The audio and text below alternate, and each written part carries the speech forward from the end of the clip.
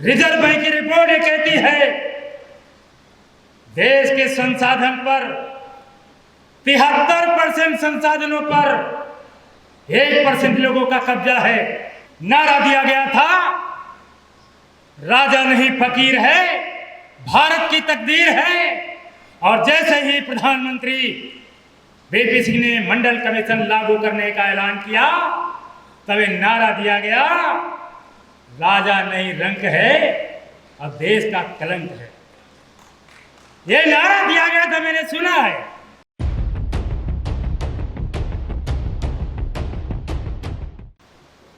सबसे पहले पिछड़ा वर्गों के मसीहा और मंडल आयोग की रिपोर्ट तैयार करने वाले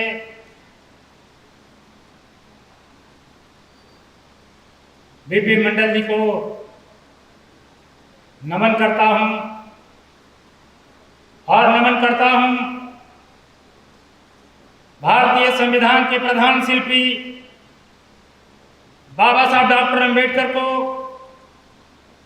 जिन्होंने इस देश के दलितों के लिए ही नहीं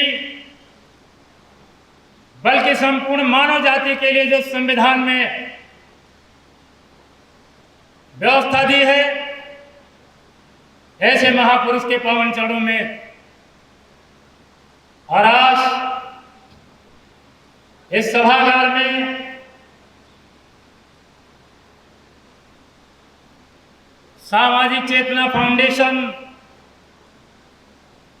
न्यास के तत्वावधान में सामाजिक न्याय सम्मेलन के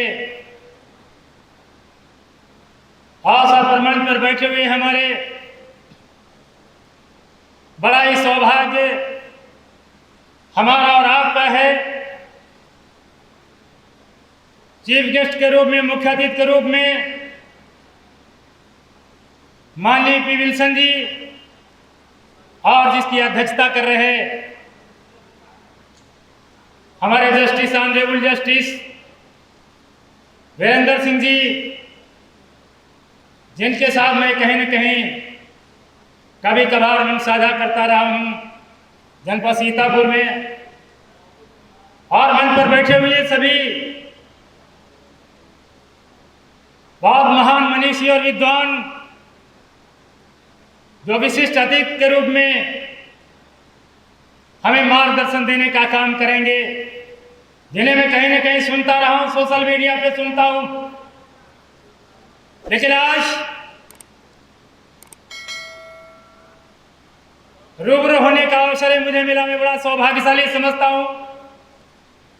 दोस्तों, मित्रों, ये सामाजिक न्याय सम्मेलन जिसका आधार वीपी मंडल जी, जिन्होंने तत्कालीन सरकार मोरारजी देसाई सरकार में एक आयोग जो भारतीय संविधान के अनुच्छेद 340 के अंतर्गत बाबा साहब डॉक्टर अंबेडकर ने व्यवस्था की थी, आज नहीं तो आने वाले समय में इस देश का जो बहुजन है,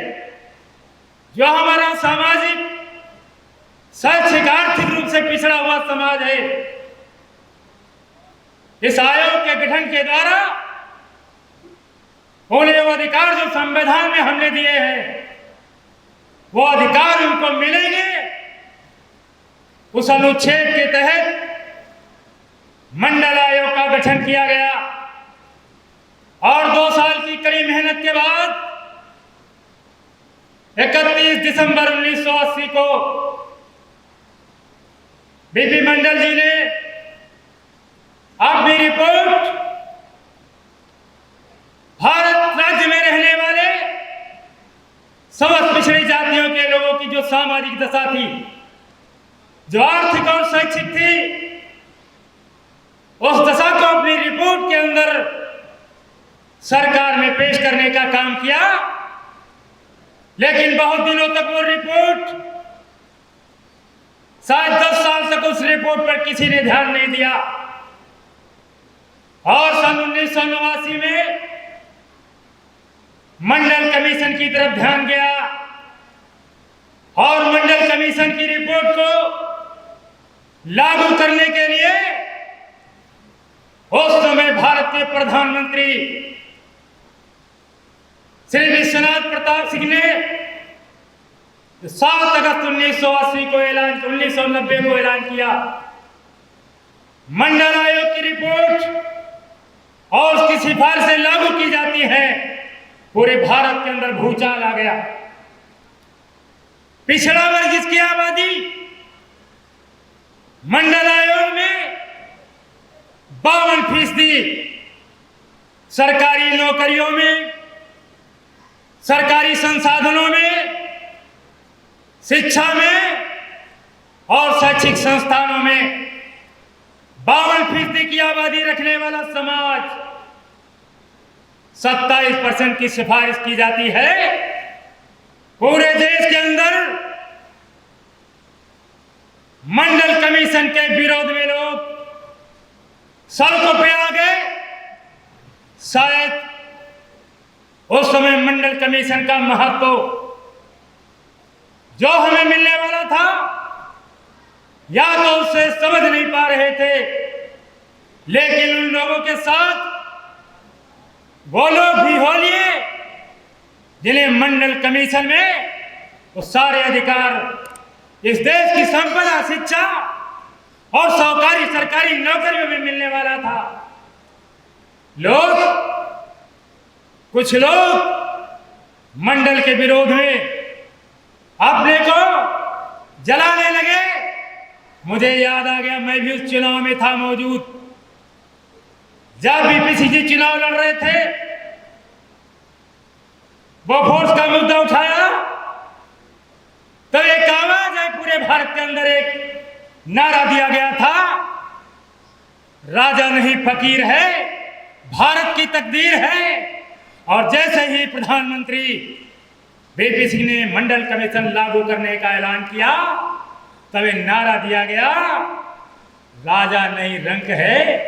अब देश का कलंक है। यह नारा दिया गया था, मैंने सुना है, तो मैं आप लोगों के बीच में कह रहा हूं, यह मानसिकता रखने वाले लोग जो हमारे देश के, इस देश का बड़े पैमाने पर दलित, जिसे पहले ही आरक्षण मिल गया था,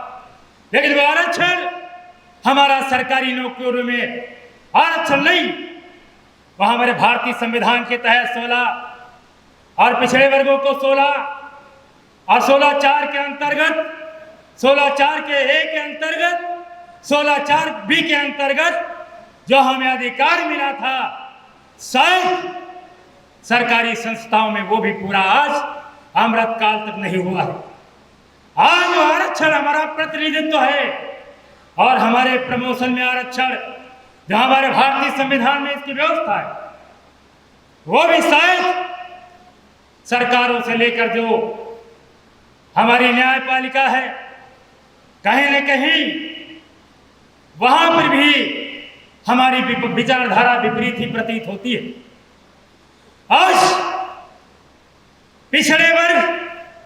के लोग जब जागरूक हो गए हैं, तो आज पिछड़े वर्गों को पिछड़े वर्गों से लड़ाने का, आपस में सेपरेशन करने का, और दलितों को जो एक समूह है, दलितों को दलितों से संघर्ष कराने का, लड़ाने का एक षड्यंत्र जो सरकार से लेकर के और न्यायपालिका तक मैं षड्यंत्र नहीं कह सकता हूं, लेकिन ऐसी जो हम देखते हैं, देखने को मिला है, समाज को सतर्क रहने की आवश्यकता है। अभी तो हम यह कह रहे कि सरकारी नौकरियों में यह तो हमारा प्रतिनिधित्व का मामला था। आज आरबीआई की रिपोर्ट कहती है, रिजर्व बैंक की रिपोर्ट कहती है, देश के संसाधन पर 73% संसाधनों पर 1% लोगों का कब्जा है। अगर हम यूनिवर्सिटी में जाए,